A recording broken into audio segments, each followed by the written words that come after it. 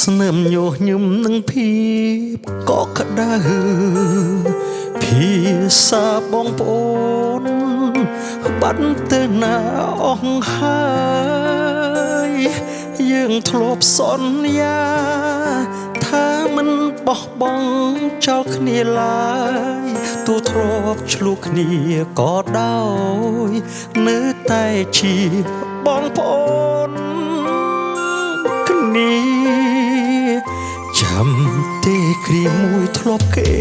ងរួមគ្នាចាំទេចានមួយយើងធ្លាប់ញ៉ាំរួមគ្នាដៃដ៏ស្រស់ទន់ធ្លាប់ជូតទឹកភ្នែកលួងលោមគ្នាគ្រាន់តែរួមកិលវេលាតើក្តីស្រឡាញ់បាត់ទៅណា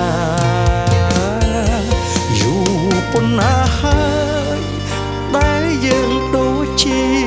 អ្នកដទៃអ្នកណាផ្លាស់ប្ដូរនិស្ស័យឲ្យលែងសើខលសុខទុក្ខគ្នាយូរប៉ុណ្ណាហើយដែលយើងខានដើរគេស្មើគ្នាហើយលើភ្នែកយើងសម្លឹងគ្នាចាត់ទុកគ្នាក្នុងន័យបែបណា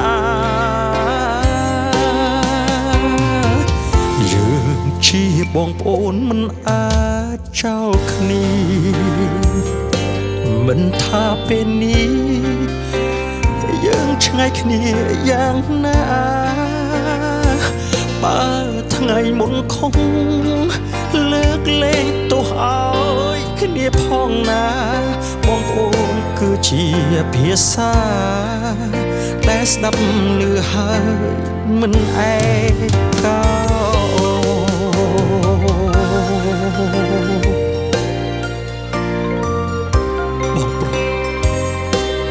នៅទីណាមើលមករកបងវិញបានទេបងប្រុសយូរប៉ុណ្ណាហើយដែលយើងដូចជាអ្នកដទៃអ្នកណាផ្លាស់ប្ដូរនិស្ស័យឲ្យលែងសើខលសុខទុក្ខគ្នាយូរប៉ុណ្ណាហើយដែលយើងខានដើរគេស្មើគ្នាហើយលើភ្នែកយើងសម្លឹងគ្នាចាត់ទុកគ្នាក្នុងន័យបែបណា